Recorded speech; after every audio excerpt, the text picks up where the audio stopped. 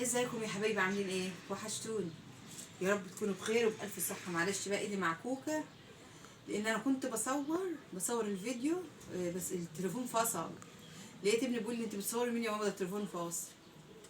معلش بقى ما جبتلكوش من الاول عشان الفيديو اللي فصل، التليفون فصل.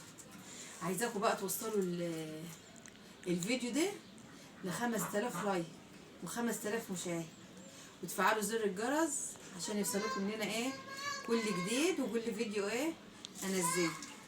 انا بعمل صاجة للفول، وعايزه كومنتاتكم الجميله بقى ولايكاتكم الحلوه عشان تشجعونا. انا عملتها من الاول بس الفيديو التليفون فصل، ما جبتهالكوش بقى من الاول. بعمل صاجة للفرن، عايزه اعمل فرن طين. انا عندي الفرن الغاز بس انا بحب الفرن ده.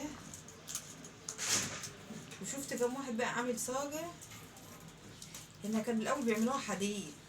دلوقتي انا بصراحة اول مرة اجرب الصاجة دي الاسمنت دي، فانا هجربها معاك، ولو حلوة هقول لكم، لو وحشة برضو ايه هقول لكم، ولو حد عاملها وحلوة برضو يقول لي. انا لسه اول مرة ايه اجربها. انا عندي الفرن الغاز بس ما بستعملوش بصراحة، من الانابيب غالية، فانا ايه ما بستعملوش.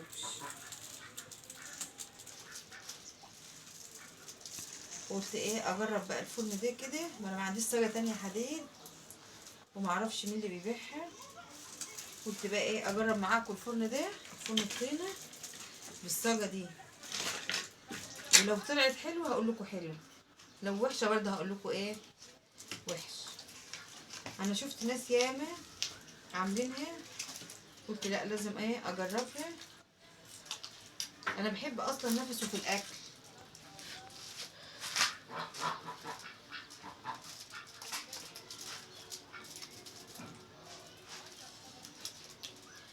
ايه رأيكم بقى ان انا سويتها؟ هو عملتها، الفيديو فصل وانا بصور اول في الاول خالص، الفيديو فصل كده. انا سويتها على مبني معاكم بقى الفرن الطينة، وعايزه بقى ايه تشجيعاتكم ولايكاتكم الجميله دي. ولو حد عامل الفرن ده برضو بالارضيه دي بتاعته يقول لي كانت حلوه ولا وحشه قبل ما ابنيه. يعني انا هعمله صغير على قدي كده. انا عملتها مستطيله وسويتها اهي. هسيبها بقى ايه يومين تنشف اهي. هسيبها بقى يومين تنشف، وبعد كده ايه ابني الفرن معاكم ونبنيه سوا ونشغله سوا، ونجرب فيه بقى ايه الاكل الجميل بتاعنا. مش عارفه، حاسه انها بايظه من هنا كده. قلت لهم لا انا بعد كده مش هصور، انا هستنى حد ايه على ما يجي من الدرس يصورني، عشان انا ما ايه ما فكرت ان الفيديو بيصور كان التليفون فصل.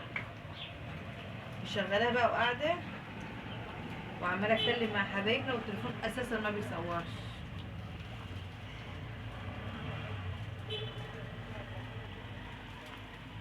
عايزه تشجيعاتكم بقى ولايكاتكم الجميله دي عشان يوصل لكم مننا ايه كل جديد، وتشتركوا معانا في القناه.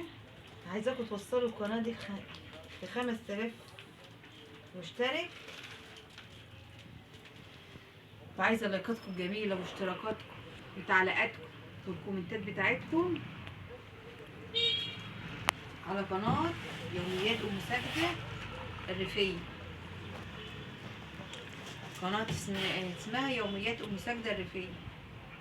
عايزه لايكاتكم وتشجيعاتكم وكومنتاتكم الجميله عشان القناه تكبر بيكم وليكم، وعايزاكم تفعلوا زر الجرس. ومع السلامه، استودعكم الله.